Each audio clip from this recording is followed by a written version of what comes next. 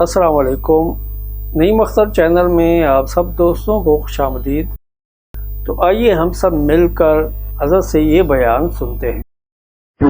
یوم القیامہ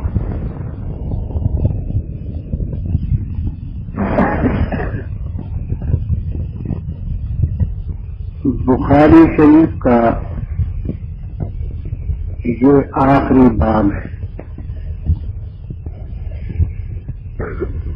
اس موقع پر وہ حضرات بھی ہوتے ہیں جنہوں نے بخاری شریف پڑھی ہوتی ہے، اور وہ عوام حضرات بھی حضرت صلی اللہ علیہ وسلم سے عقیدت اور محبت کی خاطر، جن کا اللہ تعالیٰ کے فضل و کرم سے ایمان اور اسلام کے ساتھ گہرا تعلق ہے، وہ بھی پیاری حدیث سننے کے لیے تشریف لاتے ہیں۔ اس لیے کوشش یہ ہوتی ہے کہ دونوں طبقے فائدہ اٹھا لیں، علماء اور طلباء کے سامنے جو باتیں ہوتی ہیں بعض علمی وہ اور انداز میں ہوتی ہیں، لیکن اگر ہم وہی طریقے اختیار کریں تو عوام جو تشریف لائے ہیں ان کو تو کوئی فائدہ بھی نہیں ہوگا۔ اس لیے اگر ہم کچھ گہری اور علمی باتوں سے گر کر عوام کی زبان میں کچھ کہیں تو علماء ہمیں معذور سمجھیں، اور اگر کوئی علمی بات اس میں آ جائے عوام کی سمجھ میں نہ آئے تو عوام معذور سمجھے۔ بیعت وقت سوار لشکر اور پیدل لشکر کی قیادت ذرا مشکل ہے، تو اس لیے کوشش یہ ہوتی ہے کہ دونوں طبقے کچھ نہ کچھ فائدہ اٹھائیں۔ اللہ تعالی کا آخری دین اسلام، نجات والا دین یہی ہے۔ ان الدین عند اللہ الاسلام، نجات والا دین، کامیابی والا دین صرف اسلام۔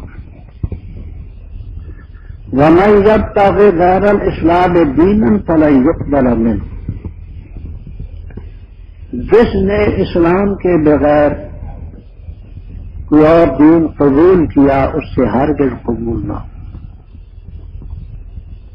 اب نجات صرف اور صرف اسلام میں۔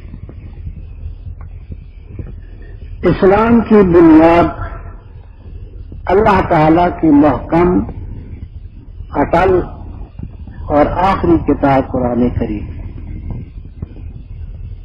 جس کا ایک ایک حرف تحریف اور تبدل سے بچا ہوا ہے، اور انشاءاللہ العزیز قیامت تک محفوظ ہے۔ قرآن کریم کی حیثیت آپ سمجھنے کے لیے یوں سمجھیں کہ وہ متن ہے، متن، اور حدیث شریف اس کی شرح ہے۔ بعض متن ایسے ہوتے ہیں کہ شرح کے بغیر ان کی سمجھ نہیں آتی، ایسے ہی آپ سمجھیں کہ قرآن کریم بھی متن ہے، بعض چیزوں میں تشریح کی ضرورت ہے۔ ظاہر بات ہے کہ حضرت صلی اللہ تعالی علیہ وسلم کی ذات گرامی سے بڑھ کر خدا کی مخلوق میں قرآن کریم کو سمجھنے والا کوئی نہیں پیدا۔ پھر آپ کے جو بلا واسطہ شاگرد ہیں صحابہ کرام رضی اللہ تعالیٰ عنہم، ان سے بڑھ کر کے کوئی قرآن کو نہیں سمجھ سکتے۔ تو قرآن کریم کو سمجھنے کے لیے حدیث کی ضرورت ہے۔ بغیر حدیث شریف کے ہم قرآن پاک کو سمجھ نہیں سکتے۔ میں زیادہ تفصیل میں نہیں جانا چاہتا، صرف سمجھانے کے لیے ایک دو باتیں عرض کرتا ہوں۔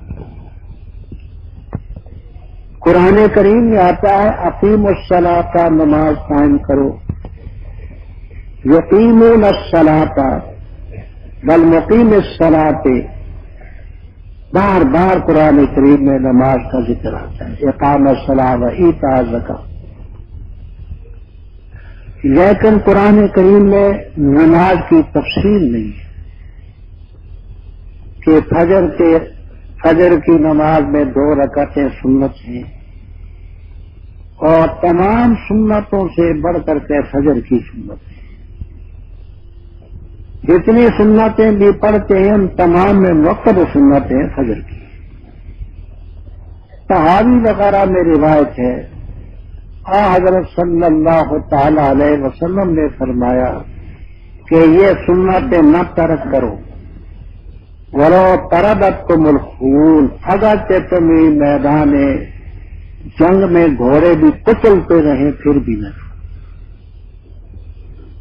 لیکن یاد رکھیں جب جماعت کھڑی ہو جائے تو خاصا اختلاف فقہا کا رحمہ اللہ تعالی، احوط قول یہ ہے کہ مسجد میں جماعت کے ہوتے ہوئے سنتیں نہ پڑے، کمروں میں الگ پڑھے۔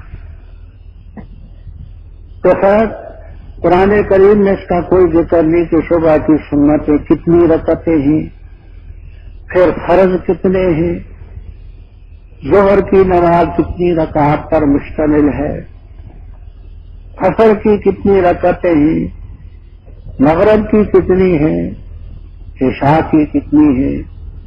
میں یوم الجمعہ کا ذکر تو آتا ہے لیکن نماز جمعہ کی تفصیل قرآن میں نہیں۔ اگر ہم یہ دعویٰ کریں کہ ہم حدیث کو نہیں مانتے الیاذ باللہ، تو پھر ہمیں یہ بتایا جائے کہ اقیم الصلاۃ پر عمل کیسے ہو، کیسے نماز پڑھیں، اس کا طریقہ بھی تو ہونا چاہیے۔ جب تک ہم حدیث کو نہیں تسلیم کریں گے ہم اقیم الصلاۃ پر عمل نہیں کر سکتے۔ اسی طرح وآتوا الزکاۃ، زکوٰۃ دو، قرآن کریم میں اس کی کوئی تفصیل نہیں کہ سونا اتنا ہو، چاندی اتنی ہو، زمین کی پیداوار بارانی ہو تو 10واں حصہ آتا ہے، چائی ہو تو 20واں حصہ آتا ہے، اونٹ اتنے ہوں تو زکوٰۃ آتی ہے، بھیڑ بکری اتنی ہوں تو زکوٰۃ آتی ہے، یہ کوئی تفصیل نہیں۔ اب اگر ہم حدیث کو نہیں مانتے تو پھر ایتاء الزکاۃ اور آتوا الزکاۃ پر عمل ہم کیسے کریں گے؟ تو طریقہ تو سمجھایا جائے کہ کیا سمجھو۔ اسی طرح قرآن کریم میں آتا ہے وَلْيَطَّوَّفُوا بِالْبَيْتِ الْعَتِيقِ، الحج اشہر معلومات، حج کے مہینے معلوم ہیں، اللہ کے گھر کا طواف کرنا چاہیے، لیکن اس کی تفصیل نہیں ملتی کہ طواف کہاں سے شروع کرو، کہاں ختم کرو، کتنے چکر لگاؤ۔ اسی طرح صفا مروہ کا ذکر تو ہے لیکن اس کی تفصیل نہیں کہ کتنے چکر ہوں، کہاں سے شروع کرو، کہاں ختم کرو۔ نماز بھی اسلام کے ارکان میں سے ایک رکن ہے، زکوٰۃ بھی رکن اسلام ہے، حج بھی رکن اسلام ہے۔ تو جب یہ اراکین ارکان اسلام ہمیں نہیں سمجھ آ سکتے بغیر حدیث کے تو دعویٰ کیسے کر سکتے ہیں کہ حدیث کی ضرورت ہے؟ گویا جو شخص یہ کہنا چاہتا ہے کہ حدیث نہیں، اس کی کوئی حیثیت نہیں، وہ یہ چاہتا ہے کہ قرآن کریم کا بھی ضمنی طور پر انکار کرے اور اپنی مرضی سے جو دین کی تشریح آئے کر لے۔ پھر وہ لوگ کہتے ہیں کہ جی حدیثوں میں اختلاف ہے ساری چیزوں میں، بے شک ہے، لا شک کافی ہے، لیکن نماز کے اوقات میں کسی کا کوئی اختلاف، رکعات کے اندر کوئی اختلاف، وہ جزوی طور پر فری طور پر اختلاف، اور جو حدیث کو اس لیے نہیں مانتے کہ اختلاف کی طرف جانا پڑتا ہے تو وہ اس کا مصداق ہے، جیسے عربی کا مشہور مقولہ ہے فرّ عن المطر وقام تحت المیزان، زور کی بارش ہو رہی تھی تو ایک آدمی بارش سے بھاگتے بھاگتے پرنالے کے نیچے جا کھڑا ہوا۔ بارش کے قطرے تو ہلکے تھے، یہ تو پرنالہ ہے بھائی، بین ہی یقین جانے جو اس کے اختلاف سے بھاگیں تو وہ تحت المیزان پرنالے کے نیچے کھڑے۔ ان میں کوئی کہتا ہے صرف 3 نمازیں، کوئی کہتا ہے صرف 2 نمازیں، کوئی کہتا ہے صرف 1 نماز ہے، کوئی کہتا ہے 6 نمازیں، کوئی کہتا ہے 8 نمازیں۔ یہ میری کتاب ہے انکار حدیث کے نتائج، اس میں نے باحوالہ ان کے حوالے بتائے۔ اور کوئی کہتا ہے کہ نماز رکوع سجود کا نام نہیں، کرسی پر بیٹھ کر کے کہہ دو اللہ تمہاری نماز ادا کرے۔ بھائی تم تو جزوی اختلافات سے بھاگے تھے، تم تو اوقات پر متفق نہیں ہو سکی۔ تو حدیث ہمارے دین کا ایک حصہ ہے، بغیر اس کے ہم قرآن کریم کو نہیں سمجھ سکتے۔ حدیث کی بہت سی کتابیں ہیں، لیکن اکثر امت کا یہی نظریہ ہے کہ اللہ تعالی کی کتاب قرآن کریم کے بعد اصح الکتب بخاری شریف ہے، جو امام بخاری رحمہ اللہ تعالی نے 16 سال میں مرتب کی، اور اتنا تقویٰ تھا کہ ہر باب قائم کرنے کے پہلے غسل کیا ہے، بے وضو بھی نہیں، غسل کر کے پھر انہوں نے باب قائم کیا، پھر آگے حدیثیں جمع کی، امت کی رہنمائی کے لیے اور بڑا ذخیرہ انہوں نے جمع کیا۔ اسی طرح دیگر حضرات محدثین کرام رحمہم اللہ تعالی نے، فقہائے اعظام رحمہم اللہ تعالی نے ان کی تشریح اور تفسیر ہمارے سامنے پیش کی۔ آپ حضرات کو یاد ہوگا کہ امام بخاری رحمہ اللہ تعالی نے پہلی حدیث پیش کی انما الاعمال بالنیات، کیونکہ کوئی بھی عمل ہو خیر کا یا شر کا، سب سے پہلے اس کی نیت ہوتی ہے، ارادہ ہوتا ہے، عمل بعد کو ہوتا ہے، نیت پہلے ہوتی ہے۔ اس لیے امام بخاری رحم اللہ تعالی نے پہلی حدیث انما الاعمال کی بیان کی بالنیات، جو نیت سب سے مقدم ہے، اس کے بعد عمل کی نوبت آئے گی، نیک ہو یا بد۔ اس کے بعد اصل مقصود کتاب الایمان ہے، کیونکہ جب تک ایمان نہ ہو کوئی عبادت قبول نہیں۔ عبادات کی قبولیت کی 3 بنیادی شرطیں ہیں، ایک ایمان، دوسری شرط اخلاص، تیسری اتباع سنت۔ اگر ایمان نہیں کوئی عبادت نہیں، ایمان ہے اخلاص نہیں، ریاکاری ہے، پھر بھی کوئی عبادت نہیں۔ اور اگر ایمان بھی ہے اخلاص بھی ہے لیکن سنت کی اتباع نہیں، یقین جانے کہ وہ عمل بھی مقبول، تو تمام اعمال کی قبولیت کی 3 بنیادی شرطیں ایمان، اخلاص، اتباع سنت۔ تو اس لیے امام بخاری رحم اللہ تعالی نے کتاب الایمان قائم کیا، لیکن اس کتاب الایمان سے پہلے وحی کا باب قائم کیا۔ کیوں؟ محدثین کرام رحمہم اللہ تعالی فرماتے ہیں کہ یہ بتانا چاہتے ہیں کہ ایمان وہی معتبر ہے جو وحی الہی کے مطابق. آپ دیکھیے قادیانی دعویٰ کرتے ہم مومن ہیں، ابھی تک ڈٹے ہوئے. منکرین حدیث کہتے ہم مومن ہیں، دادی کہتے ہم ہیں، بھائی کہتے ہم ہیں، رازی کہتے ہم ہیں. ہر باطل فرقہ دعویٰ ایمان کرتا ہے، لیکن ایمان وہی ایمان ہے جو وحی الہی کے مطابق. اس لیے امام بخاری رحمہ اللہ تعالی نے پہلے وحی کا باب قائم کیا، پھر ایمان کا. بتانا یہ ہے کہ ایمان وہی معتبر ہے جو وحی کے مطابق.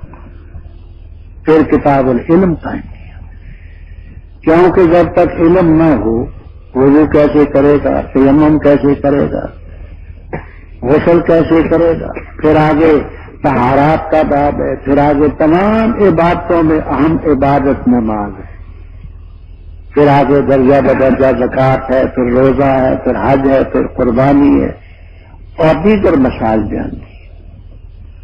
آخری باب ہے جو بڑا سرخی والا باب ہے کتاب التوحید. یہ آگے اس کی ذیلی سرخی ہے. کتاب التوحید چند صفحوں پہلے آپ نے کتاب التوحید پڑھا. کیوں؟ یہ بتانا مقصود ہے کہ اعمال جتنے اعمال بھی ہوں ان تمام اعمال کا انجام ایمان پر ہے. حدیث میں آتا ہے من کان آخر کلامہ لا الہ الا اللہ دخل الجنہ. جس شہادت مند کا نیک کا آخری قول لا الہ الا اللہ پر ہوا وہ جنت کی. اس لیے کتاب التوحید بات کو لائے کہ آخری وقت ایمان کا اعتبار ہے. پھر اس کی مناسبت سے ایمان کی موٹی موٹی توحید کی موٹی موٹی باتیں بتلائی.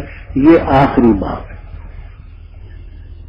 کیونکہ آخری عمل جس کے بعد یا جنت یا دوزخ ہے وہ ہے اعمال کا وزن کا. اس کے بعد پھر اور کوئی عمل بھی باقی رہتا. اس کے بعد اما الی الجنہ و اما الی النار.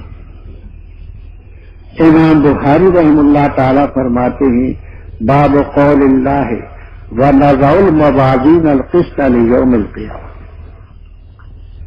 حاجی بیضاوی رحمہ اللہ تعالی وغیرہ فرماتے ہیں کہ موازین یا تو جمع ہے موزون کی.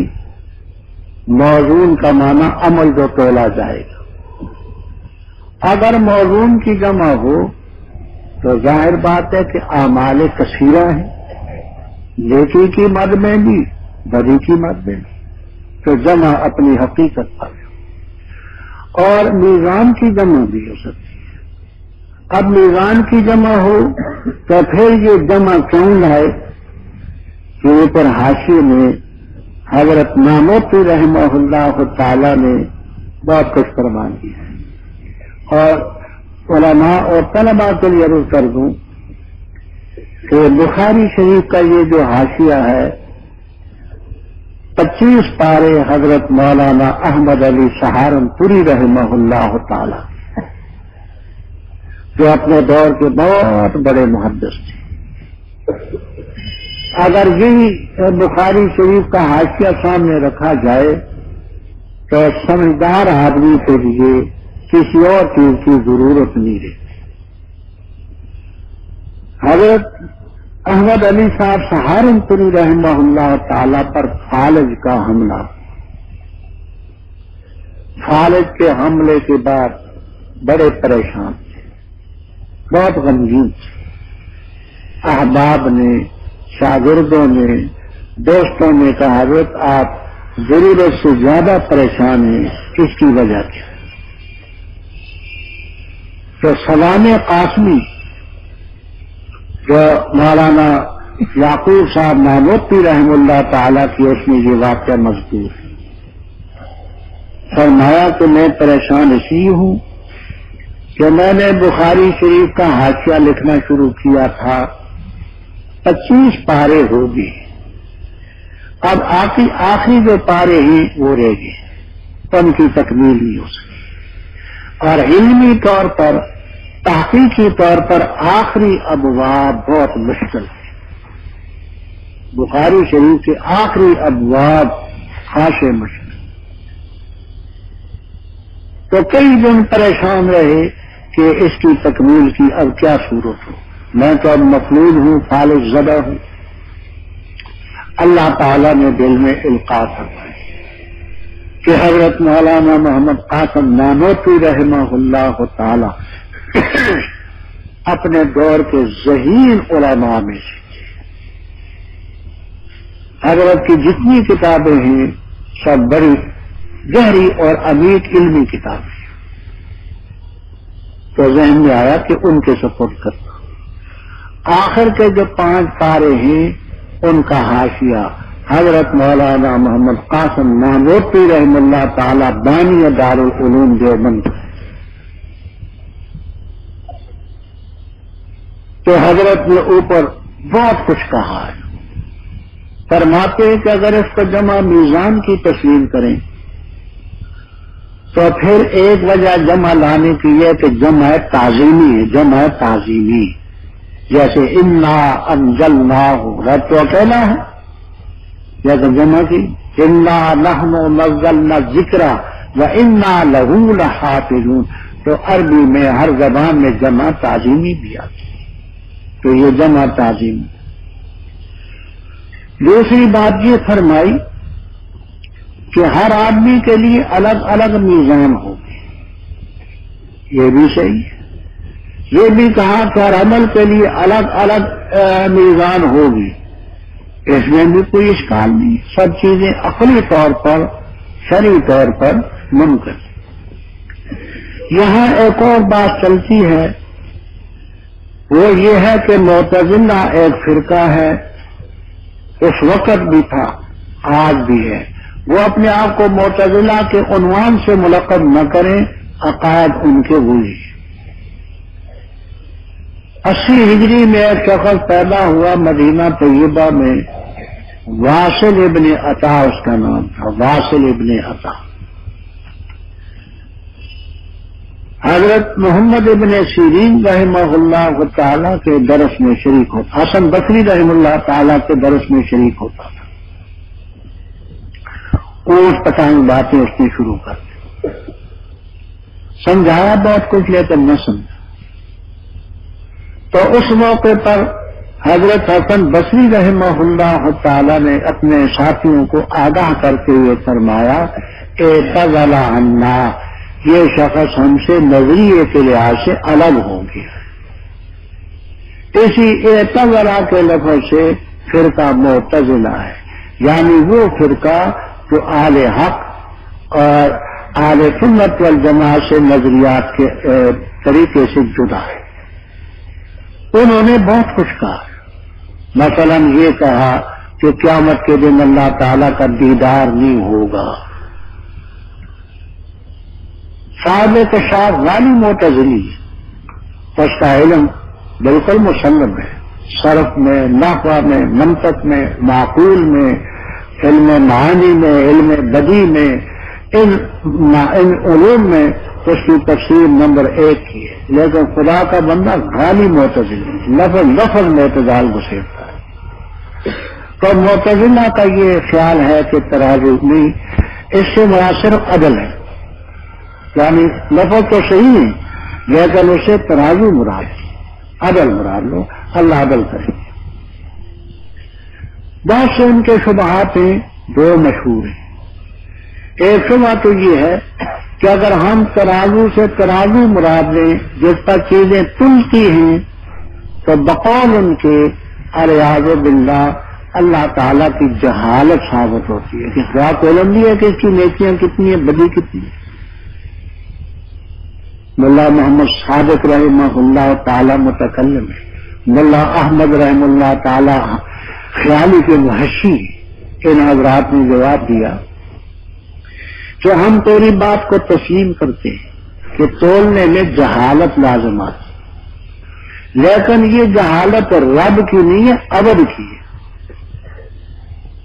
عبد کو بتانا ہے، بندے کو بتانا ہے کہ دیکھ اپنی نیکیاں بھی دیکھ لے، بدیاں بھی دیکھ لے. رب کو تو علم ہے. تو اگر جہالت والی شک کو بھی تسلیم کر لیں تو پھر بھی کوئی اشکال نہیں. جہالت الرب لازم نہیں آتی، جہالت الامر لازم آتی ہے کہ اے بندے تو یہ خیال کرتا تھا دیکھ یہ کس. دوسرا ان کا اشکال یہ ہے کہ یہ جتنے بھی اقوال اور اعمال ہیں یہ از قسم آراز ہیں. جیسے کپڑے کے ساتھ سفیدی سیاہی قائم ہوتی ہے، کپڑے کے بغیر تو وہ سفیدی سیاہی رنگ کوئی بھی نہیں قائم ہو سکتا. تو یہ آراز کیسے تولے جائیں گے؟ تو اس کے متعلق حضرت ابن عمر رضی اللہ تعالیٰ عنہ کی روایت پیش کرتے ہیں. محدثین فرماتے کہ کوئی اشکال نہیں ہے، عرب عرب ہو اور تولا جائے. ابو داؤد شریف میں آپ نے پڑھا کہ قیامت کے دن جس وقت نیکیاں بدیاں تلیں گی تو ان میں خلق حسن اچھے اخلاق کا بہت بڑا وزن ہو، عرب ہوتے بھی تولا جا سکتا ہے. مولانا شبیر احمد عثمانی رحمہ اللہ تعالی نے 8ویں پارے میں ثقلت موازین ان کی تفسیر میں یہ فرمایا. کہتے ہیں دیکھو یہ انسان کے بدن میں بخار ہوتا ہے، بخار، اور اس کے لیے اعلیٰ تھرمامیٹر ایجاد کیا ہوا ہے. اس کے ساتھ اندازہ لگاتے کہ 100 درجے کا بخار ہے، 101 ہے، 102 ہے، 103 ہے، 104 ہے. اگر تمہارے پاس ایسا آلہ موجود ہے جس آلے کے ساتھ جو حرض ہے، وصف ہے، اس کا اندازہ لگایا جا سکتا ہے، تو اللہ تعالیٰ کے پاس کوئی ایسا آلہ ہو جس سے نیکی بدی کا وزن ہو، اس میں کیا اشکال؟ دوسری مثال دیتے ہیں، یہ دیکھیے یہ جو گاڑیاں ہیں، بسیں ہیں، ٹرک ہیں، ان کے ٹائروں میں ہوا بھری جاتی ہے.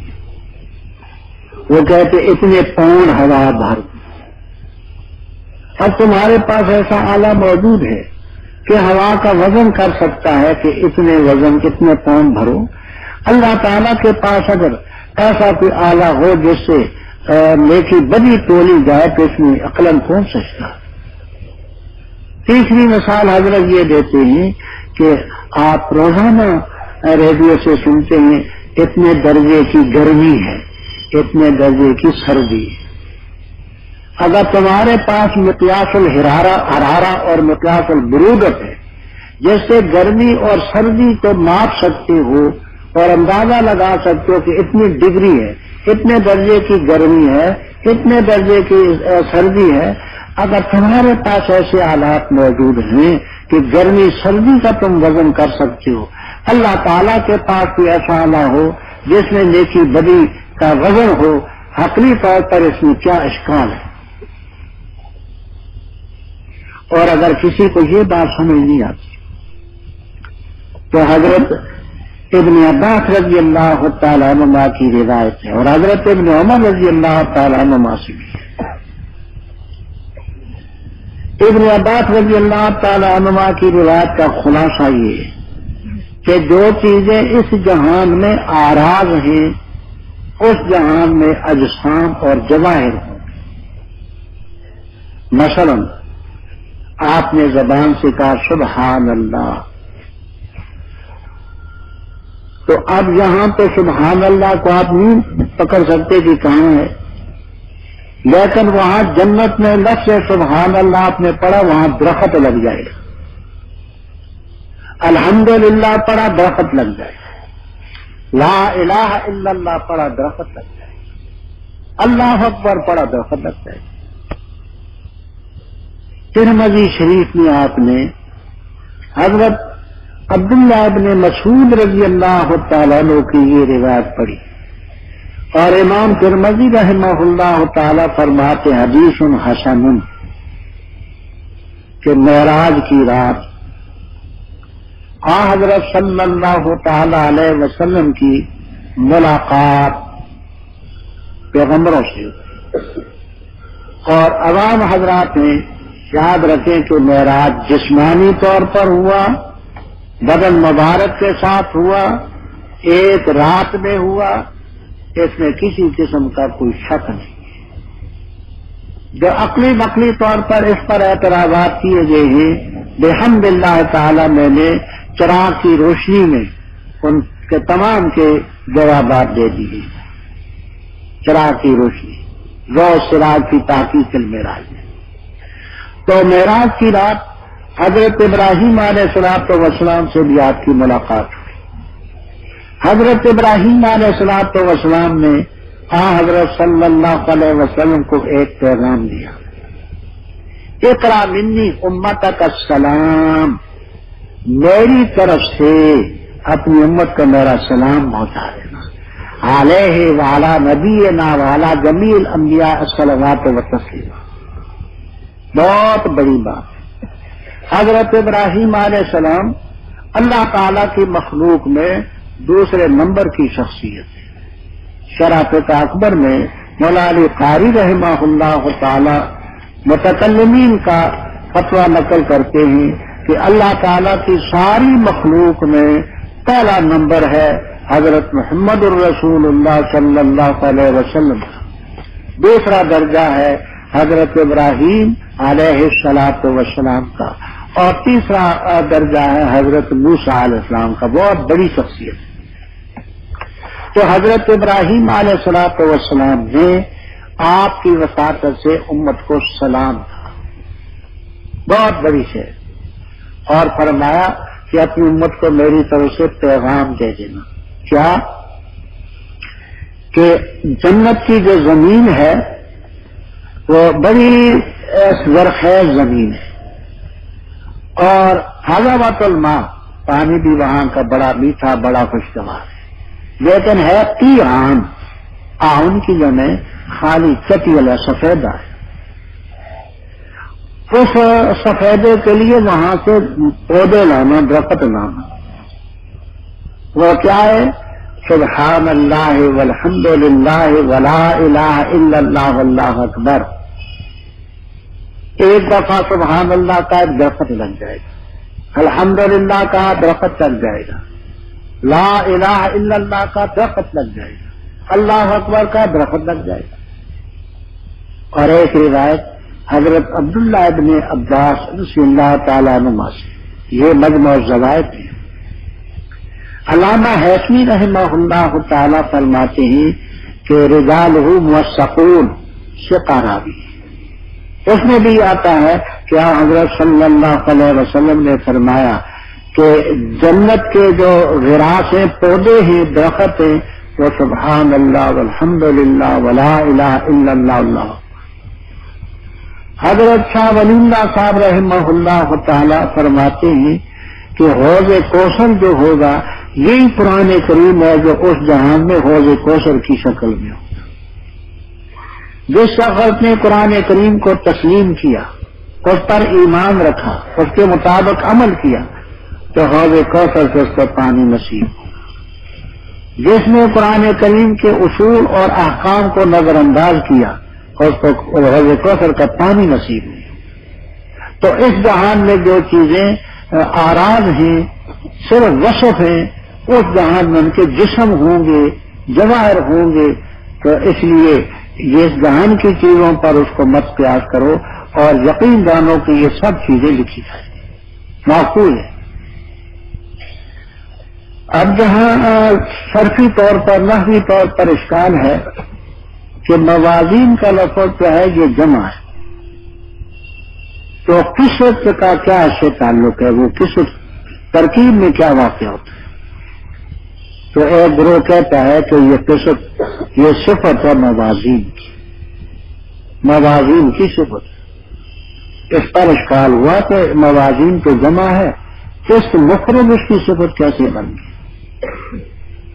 تو اس کے مشہور 3 جواب حضرت نانوتوی رحم اللہ تعالیٰ نے اوپر نقل کر دی۔ ایک یہ کہ قسط مصدر ہے، مصدر میں ظاہر تسنیہ جمع سبھی مراد ہوتے ہیں، لہذا یہ مصدر جمع کی صفت بن سکتا ہے۔ دوسرا، امام زجاج رحمہ اللہ تعالیٰ کے حوالے سے لکھا، ابو اسحاق زجاج ابراہیم ابن محمد ابن سری رحم اللہ تعالیٰ کے حوالے سے کہ یہاں مضاف معروف ہے، وہ یہ ہے وہ نظر موازینہ ذوات القسط، ذوات القسط، یہ ذوات کا لفظ مزاحمہ۔ اور تیسری بات یہ لکھتے ہیں کہ یہاں جو قسط ہے یہ صفت نہیں مفعول لہو ہے نظر کا، تو معنی کرتے ہیں وہ نظر موازینہ القسط اہل اجل القسط، ہم انصاف کی خاطر ترازو رکھیں گے، مفعول لہو۔ یہ یوم القیامہ لام کو فی کے معنی میں بھی لیتے ہیں، فی یوم القیامہ، اور لام کو تعلیلیہ بھی لیتے ہیں لأجل حساب یوم القیامہ، قیامت کے دن کے حساب کے۔ یہ جو اعمال تولے جائیں گے یہاں تین گروہ ہوں گے، تین قسم کے۔ ایک گروہ تو ان مومنین کا ہے، وَمِنَ الْمُؤْمِنِينَ مَن لَّا سَيِّئَةَ لَهُ وَلَهُ حَسَنَاتٌ كَثِيرٌ، وہ مومن بھی ہوں گے جن مومنوں کی نیکیاں ہی نیکیاں ہوں گی، بدیاں نہ ہوں گی۔ ایسے لوگوں کا حساب بھی نہیں ہوگا، بغیر حساب کے، بغیر میزان کے، ترازو کے وہ جنت میں چلے جائیں گے۔ آپ حضرات نے اس مضمون کی روایت جلسانی میں 2 دفعہ پڑھی، کیونکہ طلبا بھی ہیں اس لیے میں عرض کرتا ہوں 856 صفحہ نکالیں، صفحہ 856، یہ اس کو ٹھیک کرو۔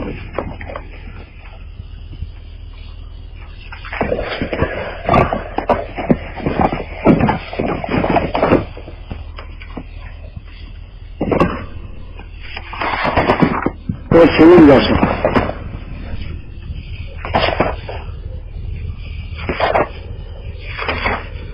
یہ دیکھیے 856 صفحہ نکلا، یہ درمیان میں باب ہے، باب من لم یرقی، یہ بھی پڑھا گیا، رقا یرقی جس نے دم نہ کیا، اور لم یرقا بھی پڑھا گیا مجہول کے سیغے سے۔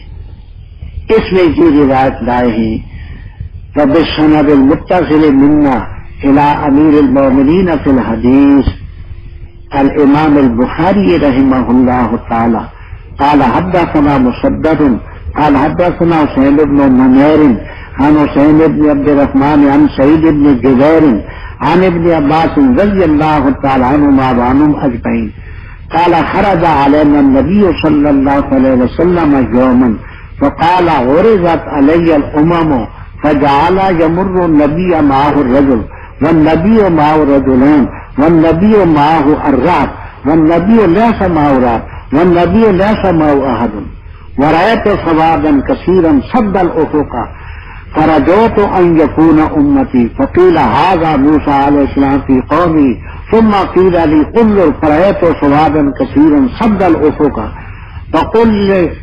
فقيل لي انظر هكذا وهكذا فرأيت سوادا كثيرا فرأيت الناس سوادا كثيرا سد الافق فقيل هؤلاء امتك وما هؤلاء 70,000 يدخلون الجنة بغير حساب۔ 968 صفحہ نکالیں، 968۔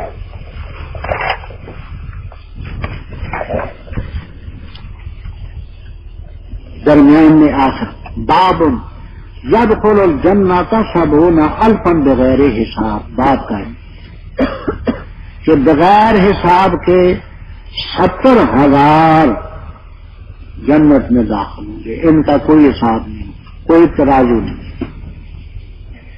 وہ ابھی بات آتی ہے کہ یہ کون لوگ ہیں، تو 2 دفعہ آپ نے بخاری میں یہ روایت پڑھی کہ ایسے لوگ۔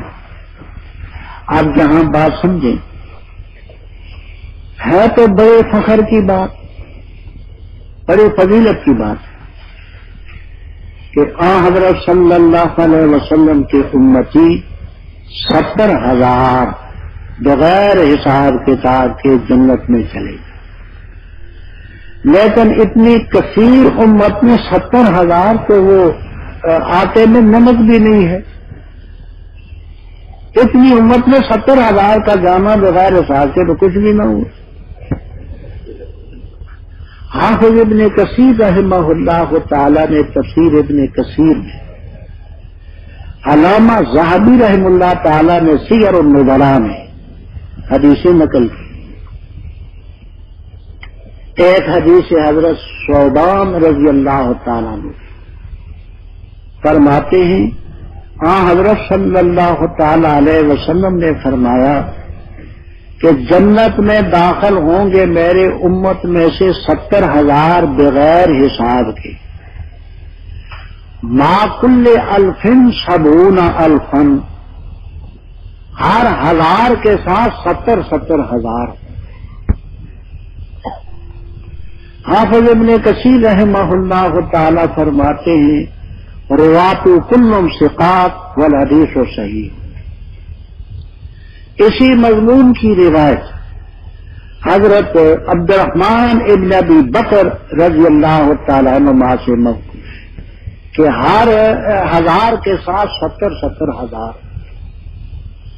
اسی مضمون کی روایت حضرت ابو امامہ رضی اللہ تعالیٰ عنہ سے ہے جو ترمذی میں بھی آپ نے پڑھی اور ابن ماجہ میں بھی ہے, مسند احمد میں بھی ہے. حافظ ابن کثیر رحمہ اللہ تعالیٰ فرماتے ہیں اسنادہ جید. اسی مضمون کی روایت حضرت عتبہ ابن عبد السلمی رضی اللہ تعالیٰ عنہ کی روایت. زیاد مقدسی رحمہ اللہ تعالیٰ بڑے چوٹی کے محدث ہیں, وہ فرماتے ہیں کہ یہ ایسی روایت سے مروی ہے لا اعلم لہ علۃ, اس میں کوئی خرابی نہیں ہے. چوتھی روایت ہے حضرت ابو ہریرہ رضی اللہ تعالیٰ عنہ,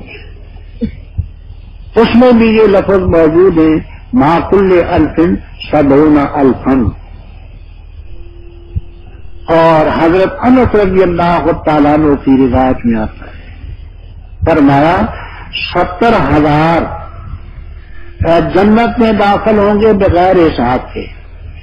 ما کل واحد 70,000, ان 70,000 میں سے ہر ایک کے ساتھ 70,000 ہوگا.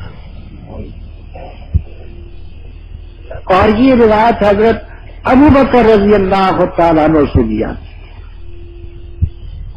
اب آپ حساب لگا لینا کیونکہ پڑھے لکھے لوگ ہیں, ہمیں بھی فائدہ ہو جائے گا کہ آپ نے بات سمجھ لی کہ 70,000, ان 70,000 میں سے ہر ایک کے ساتھ 70,000 ہوگا. اور حضرت ابو امامہ رضی اللہ تعالیٰ عنہ کی روایت میں یہ لفظ بھی ہے. اور عتبہ بن عبد السلمی رضی اللہ تعالیٰ عنہ کی روایت میں ہے وَثَلَاثُ حَسِيَاتٍ مِّنْ حَسِيَاتِ رَبِّي, اور 3 اوک بھی ہوں گے رب کی اوکھوں میں سے, 3 دکھ ہوں گے رب کے دکھ 3. انشاءاللہ خیر صلاح ہے. یہ آپ تفسیر ابن کثیر چوتھے پارے میں جہاں کنتم خیر امۃ اخرجت للناس, اس کی تفسیر میں دیکھ لینا سب روایتیں میں. اور سیر النبلاء کی 3ری جلد میں یہ روایتیں نقل کی. تو خاصی روایتیں ہیں, ان کی موجودگی میں اللہ تعالیٰ کا فضل ہے. حدیث میں آتا ہے کہ اللہ تعالیٰ صرف اسی شخص کو دوزخ میں ڈالے گا جس نے متمرد سرکش ہو وابا ان یقول لا الہ الا اللہ, سرکش ہو. تو الحمدللہ یہ 70,000 ہوں گے, اور ان میں سے ہر ایک کے ساتھ 70,000 ہوں گے. تو اب یہ حساب لگا کر کے بتا دینا انشاءاللہ یہ اربوں خربوں سے متجاوز ہے. اور رب تعالیٰ کے ایک دکھ, رب کے دکھ ہمارے نا, یہ دکھ رب تعالیٰ کے 3 حسیات من حسیات ربی, 3 دکھ بھی ہوں گے رب کے. اچھا, اب یہ جو لوگ جہاں بغیر حساب کے داخل ہوں گے وہ آپ صفحہ 968 نکالیں, اس میں حدیث کا موٹے موٹے تشریح ہوں گے. حضرت ابن عباس رضی اللہ تعالیٰ عنہ فرماتے ہیں کیا حضرت صلی اللہ علیہ وسلم نے فرمایا عرضت علی الامم, میرے سامنے امتیں پیش کی گئی, بس لگ پڑے پیغمبروں میں ایک نبی، مثلاً ایک پیغمبر اس کے ساتھ ایک امت خاصی، ایک نبی اس کے ساتھ نفر ہے، نفر کے معنی 10 سے کم، ایک نبی اس کے ساتھ 10 آدمی ہیں، ایک نبی اس کے ساتھ 5 آدمی ہیں، اور ایسے نبی بھی ہیں یہ مرو وحدہ، اکیلا اس کے ساتھ امتی ایک بھی نہیں، ایسے نبی بھی ہوں گے، ایک امتی بھی ہے۔ فرمایا میں نے دیکھا تو ایک بہت بڑی جماعت تھی، میں نے جبرائیل علیہ السلام سے کہا یہ زیادہ معلوم ہوتے یہ میری امت ہوگی، فرما نہیں۔ ترمذی شریف میں مسند احمد میں روایت ہے کہ جنت میں جتنے بھی داخل ہوں گے ان کی 120 صفیں ہوں گی، 120 صفیں، ان 120 صفوں میں 80 صفیں آپ کی امت ہوگی، 80 صفیں۔ اس کا مطلب یہ ہوا کہ جنت میں 2/3 آپ کی امت ہے۔ اسی لیے حضرت صلی اللہ علیہ وسلم نے فرمایا تزود الودود الودود انی مکافر بکم الامم یوم القیامہ، ایسے خاندان کی عورتوں سے نکاح کرو جن کے بچے زیادہ ہوں، مجھے قیامت کے دن اپنی امت کی کثرت پر فخر ہوگا۔ یہ فارغ ہونے والے شریف کو نہ بھولنا کیونکہ وقت قریب ہے انشاءاللہ۔ فرمایا جتنے بچے زیادہ ہوں گے میری امت کی تعداد زیادہ ہوگی، حتیٰ کہ وہ بچہ جس میں جان پڑ گئی تھی، ماں کے پیٹ سے مردہ پیدا ہوا صفت، وہ بھی مردم شماری میں آ جائے گی۔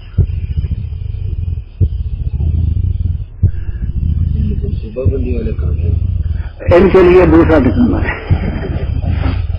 اچھا، فرمایا کہ میں نے کہا یہ میری امت ہے، فرمایا جو نہیں آپ کی امت نہیں ہے، ولیکن انظر الی الافق، آپ افق کو دیکھیں، کنارے کو دیکھیں آسمان کے۔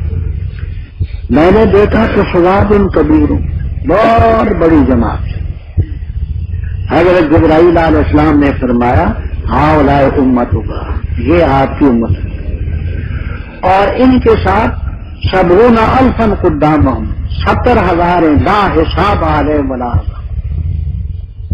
آپ نے فرمایا ان کا حساب کتاب کیوں نہ ہوگا؟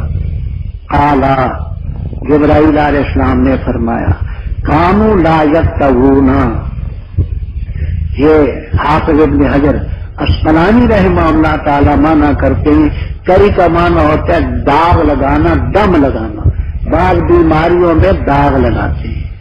حدیث میں آتا ہے کہ 3 چیزیں بڑی مفید ہیں، لیکن آج کل ڈاکٹر ان کے قائل نہیں، ایک داغنا، لیکن انا امتی عن الکئی، میں منع بھی کرتا ہوں کیونکہ اس کی تکلیف نہیں برداشت کر سکتی، یعنی ایسی بیماریاں بھی ہیں کہ داغ لگایا جائے، دم لگایا جائے نا، دم، تو اللہ تعالیٰ کے فضل سے شفا ہوتی، ایک یہ۔ اور دوسرا المشی گلاب، انسان کے بدن میں بہت سے مواد فاسدہ غلیظہ جمع ہو جاتے ہیں، وہ جب تک بدن سے نکلے نا، کنگھی لگانی، خون نکالنا، ان 3 چیزوں کی حدیث میں بڑی تعریف آئی ہے، لیکن کوئی ضروری نہیں، فرض نہیں، ہو سکتا ہے کوئی تکلیف نہ برداشت کر سکے۔ تو ایک فرمایا کہ لا یسترقون، حافظ ابن حجر اسقلانی رحم اللہ تعالیٰ فرماتے من غیر ضرورت کے بغیر دم نہیں لگاتے، داغ نہیں لگاتے۔ اور الاعتقاد بأن شفاء من الکئی، یا اس خیال سے نہیں وہ ڈالتے بدن کو کہ اسی میں شفا ہے۔ یہ جتنی چیزیں سبب ہے، سبب، اسباب کو اسباب سمجھنا، اسباب کو ارباب نہ سمجھنا۔ دیکھیے آگ سبب ہے جلانے کا، ظاہری سبب ہے، لیکن سبب اسی وقت مؤثر ہوگا کہ جب تعالیٰ اس میں اثر ڈالے۔ قرآن پاک سے ثابت ہے ابراہیم علیہ السلام کو آگ کے بھٹے میں ڈالا گیا تھا، ان کا کچھ بھی نہیں بگڑا۔ قلنا یا نار کونی بردن و سلاما علی ابراہیم، ایک بدن کا ایک بال بھی بھیگا ہوا۔ آپ کیا کرے گی بیچاری جب رب کا حکم نہ ہو؟ چھری تیز ہو اس کا اثر ہے کاٹنا، پر اسی وقت کاٹے گی جب رب کا حکم۔ ابراہیم علیہ السلام جیسے مخلص ہوں، طاقت بھی ہو، اور اسماعیل علیہ السلام کا نازک گلا ہو، وہ صرف کر لیں تو چھری بیچاری کیا کرے گی جب اللہ کا حکم نہ ہو؟ چھری تو ایک سبب ہے، اس میں اللہ اثر نہ ڈالے تو چھری کیا کرے گی؟ قاضی ابو یوسف رحمہ اللہ تعالیٰ نے کتاب الخراج لکھی، اس میں بھی واقع اور بھی متعدد کتابوں میں، طبقات شافعیہ الکبریٰ میں ہے اور متعدد کتابوں میں،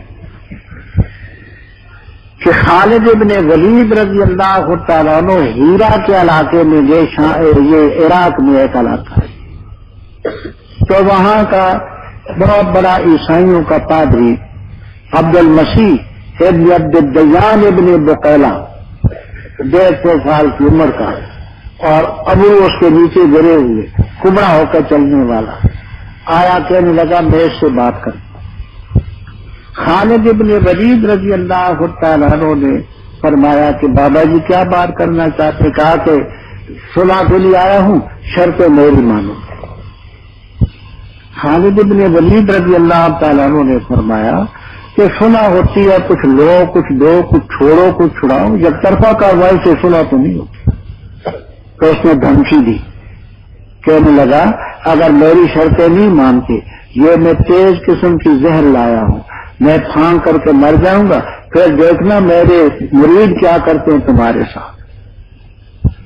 خالد ابن ولید رضی اللہ تعالیٰ نے کہا بابا جی مجھے بتائیں وہ کیا چیز ہے؟ تو اس عبد المسیح نے وہ زہر ان کی ہتھیلی پر اڈیل دی، انہوں نے کہا بسم اللہ الذی لا یضر مع اسمہ شیء فی الارض ولا فی السماء والسمیع العلیم، چاہے تو پھانک گئی، اللہ تعالیٰ کی قدرت نزلہ تھکاوٹ بھی ختم ہو گئی۔ وہ منتظر جب تڑپتا ہے، مرتا کچھ بھی نہیں، زہر کیا کرے گی جب رب کا حکم نہ۔ یاد رکھنا علاج اگر کرتے ہیں تو اس ارادے سے کریں کہ حضرت صلی اللہ علیہ وسلم کا حکم ہے، اللہ کے بندو جب بیمار ہو تو علاج کرو۔ اللہ تعالیٰ نے 2 بیماریوں کے علاوہ ہر بیماری کا علاج بنایا۔ یہ الگ بات ہے کہ حکیم اور ڈاکٹر کی سمجھ نہ آ سکے، جو کچھ سمجھے ہو کچھ۔ 2 بیماریوں کا کوئی علاج نہیں، ایک بڑھاپے کا کوئی نہیں اور ایک موت کا کوئی علاج نہیں۔ کئی بوڑھے میری طرح سے کہتے ہیں کہ جی گھٹنوں میں درد ہے، کمر میں درد ہے، میں کہا کرتا ہوں ضرور ہونا چاہیے۔ کہتے ہیں کھانسی آتی ہے، میں نے کہا ضرور ہونی چاہیے۔ اب بوڑھوں کو بھی کھانسی نہ آئے اور ان کے بھی کمر میں اور گھٹنوں میں درد نہ ہو تو کس سے ہوگا؟ یہ ہمارا حق ہے، اس لیے ہمارے حق پر نوجوان ڈاکہ نہ ڈالیں۔ کمر میں درد ہو، گھٹنوں میں درد ہو، کھانسے ہم تو ہم یہ اپنا حق ادا کر دیں، اگر یہ نہ ہو تو کچھ نہیں ہوگا۔ تو اسباب کیا کریں گے جب تک کہ رب تعالیٰ کا حکم نہ ہو۔ اور تیسرا جملہ فرمایا کہ ولا یستر ہو، وہ فرماتے ہیں وہ دم نہیں کرتے اے بالامور التی غیر القرآن کعذاب اہل الجاہلیہ، ایسے دم نہیں کرتے، ایسے تعویذ نہیں لکھتے جو قرآن کی روح کے خلاف شرکیہ۔ ورنہ آپ سے ثابت ہے حضرت صلی اللہ علیہ وسلم دم بھی کرتے تھے، آخر کی صورتیں معوذتین اتری اسی لیے، اعوذ بکلمات اللہ التامات من شر ما خلق، سانپ کے ڈسنے کے لیے، بچھو کے ڈسنے کے لیے یہ وظیفہ ہے۔ یاد رکھنا وظائف میں اثر ہے، ہمارے عقیدے میں، ہمارے عمل میں، ہماری زبانوں میں، ہماری خوراک میں اثر ہے۔ کمزوری ہم میں، ان میں اثر ضرور ہے۔ تو دم کرنا بھی صحیح ہے اور تعبیر بھی درست۔ مشکات شریف جلد اول صفحہ 217 میں حدیث دیکھ لینا، جو ابو داؤد کے حوالے سے، ترمذی کے حوالے سے نقل کی ہے، اور فضائل اعمال میں ایسی روایتوں کو لیتی ہے۔ حضرت عبداللہ بن عمرو بن العاص رضی اللہ تعالیٰ عنہما اپنے بڑے بچوں کو دعا یاد کراتے تھے، اور جو چھوٹے ہوتے تھے تو تعویذ لکھ کر کے گلے میں لٹکا دیتے. عبداللہ ابن عمرو ابن العاص رضی اللہ عنہ بڑے جلیل القدر صاحب، اگر یہ شرک ہوتا تو کبھی ایسا نہ کرتے. وہ کلمات کیا ہیں؟ اعوذ بکلمات اللہ التامات من غضبہ وعقابہ وشر عبادہ ومن همزات الشیاطین وان یحضرون. یہ کلمات مشکات جلد صفحہ 217 میں دیکھ لینا. تو تعویذ گلے میں لٹکانا بھی صحیح ہے لیکن وہ خلاف شرع نہ ہو. یہ جس کی ممانعت ہے وہ ہیں جو قرآن اور حدیث کے خلاف ہوں، جاہلیت کے زمانے میں شرکیہ چیزیں ہوتی تھیں. اور فرمایا ولا یتطیرون، اور وہ بدفعلی بھی نہیں حاصل کر. جاہلیت کے زمانے میں ایسا کرتے تھے، تطیر کا معنی پرندے اڑانا. تو ایسا کرتے تھے کہ مثلا صبح کو اٹھے ہیں، مکان کے قریب کوئی درخت ہے، درختوں پر عموماً پرندے رات کو بیٹھتے ہیں، پتھر مار. اگر پرندہ دائیں طرف اڑ جاتا کہتے میرا کام ہو گیا، اور بدحواس ہو کر کے بائیں طرف اڑ جاتا کہتے کہ میرا کام نہیں ہوتا. تو تیرے کام کا پرندوں کے اڑنے سے کیا تعلق ہے؟ کوئی عقلی طور پر، کوئی نقلی طور پر کوئی ربط ہے؟ وہ حیوان ہے، دائیں طرف بھی اڑیں گے بائیں طرف. جیسے جاہلوں میں یہ منتر ہیں کہ منگل بدھ نہ جانی پہاڑ، جیڑتی بازی آنے ہار، کہ منگل اور بدھ کو پہاڑ کا سفر نہ کرنا، ورنہ تو اگر جیتا ہوا بھی تو ہار کے آئے گا. یہ چھوٹا سا رسالہ ہے، پہلے اس کا نام تھا اغلاط العوام، اب وہ تباہ ہوا ہے غلط مسئلے. کچھ حضرت تھانوی رحم اللہ تعالیٰ کے ارشادات ہیں، کچھ اور بزرگوں کے ہیں، ان میں بہت کچھ لوگوں کے غلط عقیدے بتائیں، اوہام پرستی، کہ کوا بولا تو یہ ہو جائے گا، یہ ہوا تو یہ ہو جائے گا، یہ ہوا تو یہ ہو جائے گا. زیادہ اس بیماری کا شکار ہیں عورتیں اور پڑھے لکھے لوگ بھی ہیں. کچھ عرصہ ہوا وہاں میرے پاس دکھڑ میں فوج کے ایک میجر صاحب بھی آئے، ان کے ساتھ ان کی اہلیہ بھی بیٹھک میں بٹھائے، پانی وانی پلائے. میں نے کہا کیسے آئے ہیں؟ تو اس بچی کو میں نے دیکھا، بیوی کو، تو ناخن پالش لگائی ہوئی تھی. میں نے کہا بیٹی ناخن پالش سے وضو بھی نہیں ہوتا، غسل بھی نہیں ہوتا اور نماز بھی نہیں ہوتی. جتنی نمازیں تم نے پڑھی تمہاری گردن پر رب کا قرض ہے. لمبے لمبے ناخن ہوں ان میں بھی نماز نہیں ہوتی، کیونکہ نیچے جگہ تر نہیں ہوتی، نہ وضو نہ غسل. ناک میں یہ تم نے جو بت ڈال رکھی ہے کوکا، جب تک وضو میں غسل میں اس کے اندر پانی نہ جائے نہ وضو نہ غسل کچھ نہیں ہوتی. یہ بیٹی تم نے باریک دوپٹہ سر پر رکھا ہے، نماز اس میں نہ پڑھنا، اس میں نماز نہیں ہوتی. یہ تمہاری آستین اوپر کو چڑھی ہوئی ہے، یہاں تک ہو تو بیوی کی نماز نہیں ہوتی جب تک کلائی تک اس کے گیا تو بازو نہ ہو. اس کو مسئلے میں نے بتایا. اس میجر صاحب سے میں نے کہا کہ آپ کو کیا تکلیف ہے؟ کہاں مجھ پر کسی نے جادو کر دیا. میں نے کہا کہ آپ کو کیسے محسوس ہوتا ہے جادو کیا؟ کہنے لگے میرے پاخانے سے بو آتی. میں نے کہا لا حول ولا قوت الا باللہ.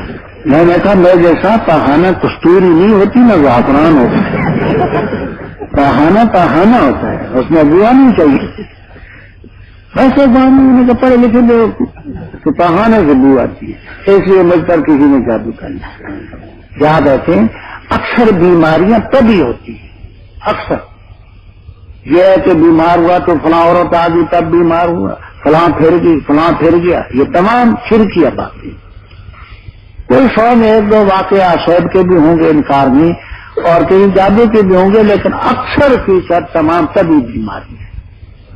جب بیمار ہوں تو شرعی دائرے میں رہ کر اس کا علاج کریں، اپنے ایمان کو عقیدے کو نہ بگاڑیں کہ فلاں آیا تھا لہٰذا مجھے یہ ہو گیا، فلانی آئی تھی مجھے یہ ہو گیا. میں کہا کرتا ہوں سب میرے پاس سے پھر جائیں، میرا کچھ نہیں دے. جو درد ہیں وہ ہمارے بڑھاپے کا حق ہے، وہ اپنا حق استعمال کرتے ہیں، تاکہ تمہارے آنے جانے سے ہمارا کچھ بھی نہیں بگڑتا. تو وہ اس نے فرمایا کہ قطعی اور بدخانی بھی نہیں حاصل کرتے. وعلی ربہم یتوکلون، رب پر توکل کرتے ہیں۔ توکل کا یہ معنی ہوتا ہے کہ ظاہری اسباب اختیار کر کے نتیجہ رب پر چھوڑ۔ توکل کے یہ معنی ہے کہ خنجر تیز کر اپنا، توکل کے یہ معنی ہے کہ خنجر تیز کر اپنا، تو اس خنجر کی تیزی کو مقدر کے حوالے کر۔ اسباب کو چھوڑنا توکل نہیں ہے، وہ تعطل ہے۔ اسباب ظاہری اختیار کر کے نتیجہ رب پر چھوڑ، اپنے رب پر وہ توکل کرتے۔ تو ایک صحابی تھے عکاشہ ابن محصن رضی اللہ تعالیٰ کھڑے ہوئے، کہنے لگے حضرت ادعو اللہ ان یجعلنی منہم، حضرت دعا کریں اللہ تعالیٰ مجھے ان لوگوں میں کرے جن کا حساب کتاب نہ ہو۔ قال آپ نے فرمایا اللہم اجعلہ منہم، پروردگار اس کو ان میں کر جن کا حساب کتاب نہ ہو۔ ثم قام الیہ رجل آخر، پھر ایک اور اٹھ کھڑا ہوا، وہ اس کے بارے میں شرح حدیث میں بڑا کچھ لگا۔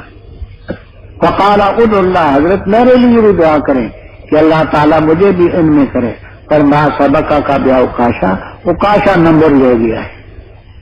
اب اس کے بارے میں بات تو یہ فرماتے ہیں کہ یہ منافق تھا، بعض یہ کہتے ہیں مخلص بھی ہو تو ہر مخلص مومن تو بے حساب نہیں جنت میں جائے گا، طویل بات ہے۔ تو یہ حدیث ہے ایسے لوگوں کا حساب نہ ہوگا۔ میرے ہاتھ میں بھی بات ہے، اللہ تعالیٰ کو میرے بس میں ہوتا ہے تو انشاءاللہ پہلے میں خود ہی چلا جاتا۔ دعا سب کے لیے کریں گے، ہے رب کا کرنا۔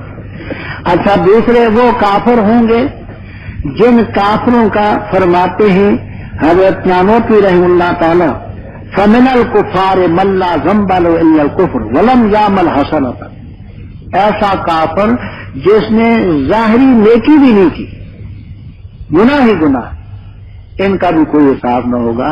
لا نقیم لهم یوم القیامۃ وزنا، اور باقی جو لوگ ہیں ان کے باقاعدہ حساب ہوتے رہیں گے۔ امام بخاری رحم اللہ تعالیٰ فرماتے ہیں اعمال بنی آدم، آگے دو نسخے ہیں، ایک اقوالہم ہے اس لیے آگے توزن منس کا صیغہ ہے، دوسرے میں قولہم ہے اس لیے آگے زوزنوں کا صیغہ ہے۔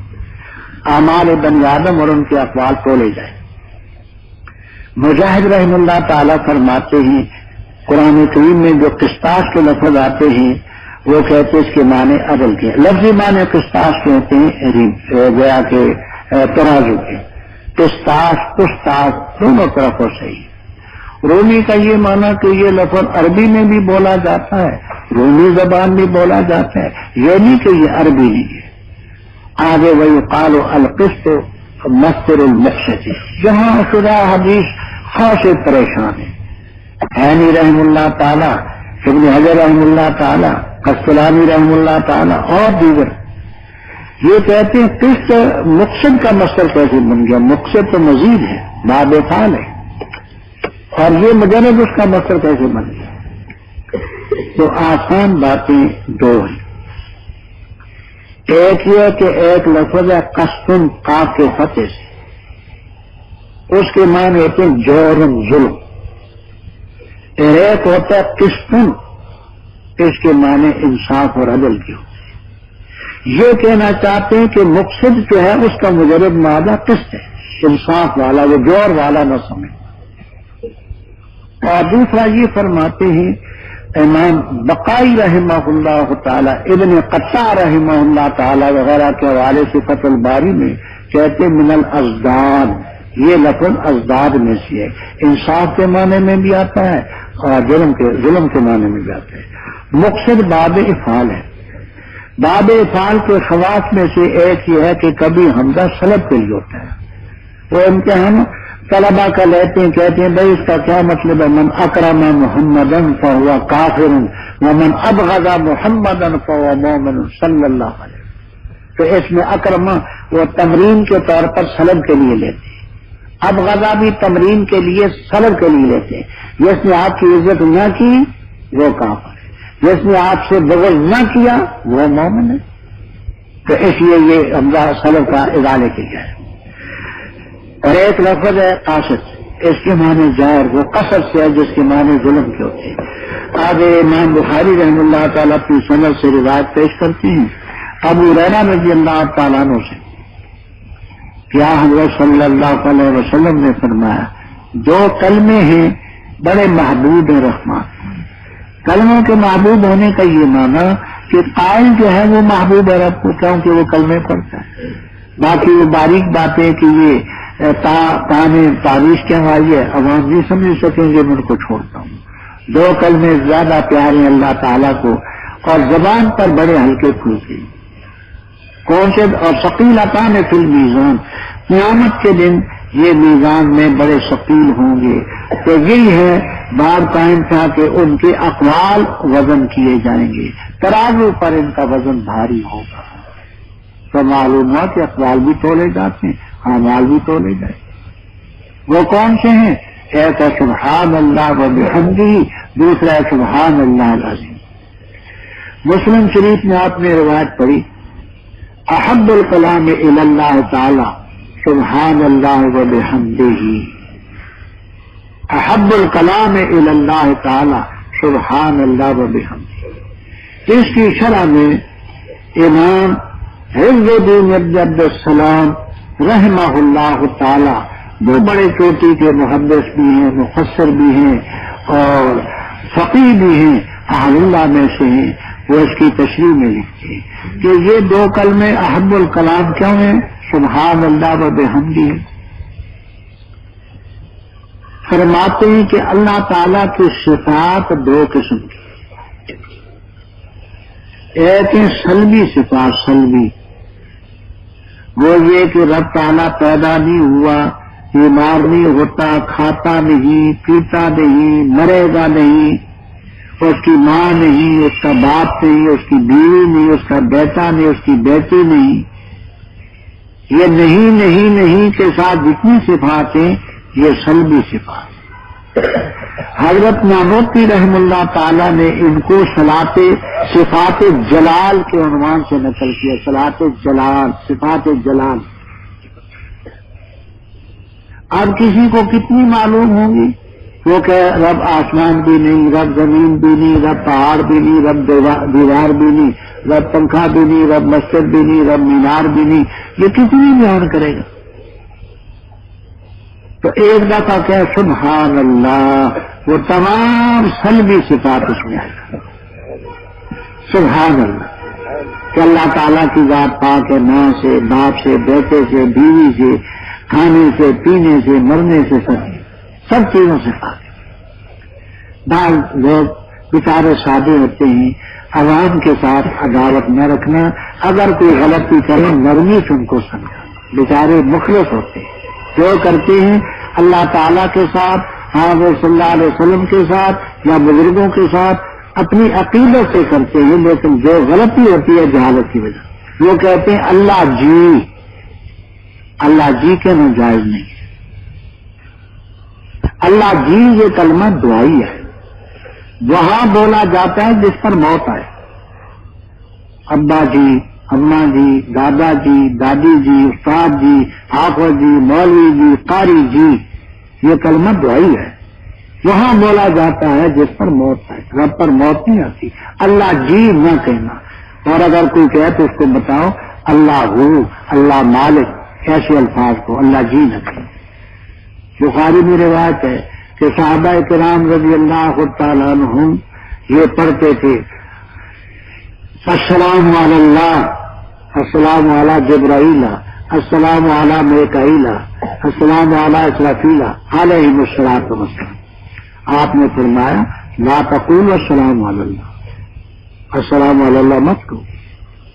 کیوں؟ اس لیے کہ اللہ تعالیٰ خود سلام ہے، سلامتی دینے والا، اس کو کس کا خطرہ ہے؟ یہ وہاں کہا جاتا ہے جس کو خدشہ ہو کہ تجھے رب سلامتی سے رکھے۔ السلام علی اللہ، السلام علیکم وہاں کہا جائے گا جہاں کوئی خدشہ ہو۔ رب تعالیٰ کو چوروں کا خدشہ ہے یا ڈاکوؤں کا یا دشمنوں کا، اس کو کیا خدشہ ہے؟ تو مالک الملک ہے۔ السلام علی اللہ مت کہو۔ پھر آگے جو تم کہتے ہو کہ سلام و جبرائیل علیہ السلام پر، حضرت اسرافیل علیہ السلام پر، میکائیل علیہ السلام پر، یہ بھی مت کہو۔ کیوں؟ تمہیں کتنا کا علم ہوگا؟ قرآن کریم میں صرف 6 فرشتوں کے نام آئے، صرف 6 کے، باقیوں کو کیا کرتے؟ 25 پیغمبروں کے نام ہیں، باقیوں کے نہیں۔ اب جب شروع کرو گے تو کب تک بیان کرو گے؟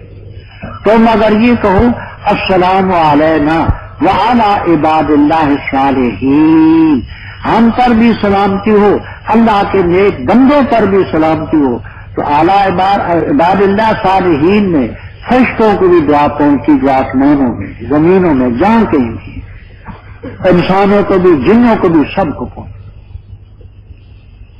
اسی سلسلے میں امام تاج الدین سبکی رحمہ اللہ تعالی کی کتاب ہے وعید النعم و مبید النقم، نعمتوں کو لوٹانے کے اسباب اور اللہ کی ناراضگی کو دور کرنے کے اسباب۔ اس میں یہ لکھتے ہیں کہ اگر میں جج ہوتا، قاضی ہوتا، اور میرے سامنے کوئی شخص بے نماز کا مقدمہ دائر کرتا کہ اس نے نماز نہیں پڑھی، میرا حق بھی مارا ہے، تو میں اس کا مقدمہ درج کر کے اس بے نماز کے خلاف عقل ابد کی ڈگری بھی دوں۔ شاگردوں نے کہا حضرت نماز اللہ کا حق ہے، اس میں بندے کا کہاں سے آ گیا؟ تو استاد محترم نے کہا دیکھو بخاری کی روایت ہے، مسلم کی روایت ہے، جب یہ لفظ کہتے السلام علینا وعلی عباد اللہ الصالحین تو سب نیک آدمیوں کو دعا پہنچی ہے، تو اس نے دعویٰ کیا کہ اس نے نماز نہیں پڑھی، اپنی نماز میں یہ دعا جو مجھے پہنچنی چاہیے نہیں پہنچی، میرا حق مارا ہے۔ آگے سے آپ اندازہ لگا لیں کہ جو شخص نماز نہیں پڑھتا وہ فرشتوں کا حق بھی مارتا ہے، جنوں کا بھی حق مارتا ہے، انسانوں کا حق بھی مارتا ہے، اور وہ سب سے بڑھ کر کے حضرت صلی اللہ علیہ وسلم کا حق مارتا ہے کہ اللہم صلی علی محمد بھی نماز میں پڑھتے نہیں پڑھی اس نے، وعلی آل محمد میں تمام مومنین ان کا حق بھی مارتا، تو صرف خدا کا حق ہی نہیں بلکہ اس نے مخلوق کے حق بھی مارے۔ تو فرمایا کہ 2 قسم کی صفاتیں سلبی ہیں جن میں نفی ہے۔ لفظ سبحان اللہ سلبی صفات پر دلالت کرتا ہے، جس کو حضرت نانوتوی رحمہ اللہ تعالیٰ وہی صفات الجلال سے تعبیر کرتے ہیں، اور دوسری اللہ تعالیٰ کے لیے ایجابی صفتیں، اللہ تعالیٰ خالق ہے، مالک ہے، حاضر ناظر ہے، عالم الغیب ہے، محیی مارنے والا ہے، ممیت زندہ کرنے والا ہے، ممیت مارنے والا ہے، شفا دینے والا ہے، بادشاہی دینے والا ہے، بڑا بنانے والا ہے، اولاد دینے والا ہے، اولاد چھیننے والا ہے، تخت دینے والا ہے، تختہ دینے والا ہے کہ لفظوں سے جتنی صفاتیں یہ ایجابی ہیں رب کے لیے ثابت۔ پہلے کسی کو کتنی معلوم ہوں گی، اگر چند معلوم ہو تو کب تک بیان کرتا رہے گا؟ ایک دفعہ کہ وبحمدہ یا الحمدللہ تو وہ تمام ایجابی صفات اس کے لیے آ گئی۔ ان کو حضرت نانوتوی رحمہ اللہ تعالی صفات اکرام سے تعبیر کرتے ہیں۔ صفات اکرام، وہ پہلی صفات جلال تھی، یہ صفات اکرام، تو سلبی صفات بھی اس میں آ گئی، ایجابی بھی آ گئی، جامع معنی کرتا ہے۔ تو اس کو کثرت سے پڑھیں، سبحان اللہ و بحمدہ سبحان اللہ العظیم۔ ورد اور وظیفے کے لیے یہ مسئلہ ہے کہ اللہ تعالیٰ نے بڑی سہولت فرمائی ہے، اس کے لیے تو وضو شرط نہیں ہے، بغیر وضو کے پڑھ سکتے ہیں، حتیٰ کہ جن دنوں میں بیویوں نے نمازیں نہیں پڑھنی ہوتی کوئی پابندی نہیں، ورد اور وظیفہ کر سکتی ہیں اور وہ درود شریف پڑھ سکتی ہیں، صرف قرآن نہیں پڑھ سکتی۔ اس کے لیے بیٹھنے کی بھی کوئی شرط نہیں کہ بیٹھ کر کے پڑھو۔ کوئی شخص یہ کہتا ہے کہ میں بیٹھ تو نہیں سکتا، لیتے ہوئے پڑھیں، چلتے ہوئے پڑھیں، بے وضو پڑھیں، باوضو پڑھیں، دن کو پڑھیں، رات کو پڑھیں، ہر وقت پڑھیں۔ اگر کوئی پابندی ہوتی انسان کہہ سکتے کہ پروردگار میں تو مزدور آدمی ہوں، میرے پاس وقت نہیں ہے، میرے معدے میں خرابی ہے، میں وضو نہیں ٹھہرتا، مجھے بار بار پیشاب آتا ہے، میں کیسے وضو کروں؟ نہیں، بڑی چھوٹ ہے۔ اتنی سہولت دی ارحم الراحمین نے کہ اس سے بڑھ کر کے تو ان الفاظ کو ہر حالت میں پڑھیں، کوئی پابندی نہیں۔ سبحان اللہ و بحمدہ سبحان اللہ۔ اللہ تعالیٰ ہمیں ایمان پر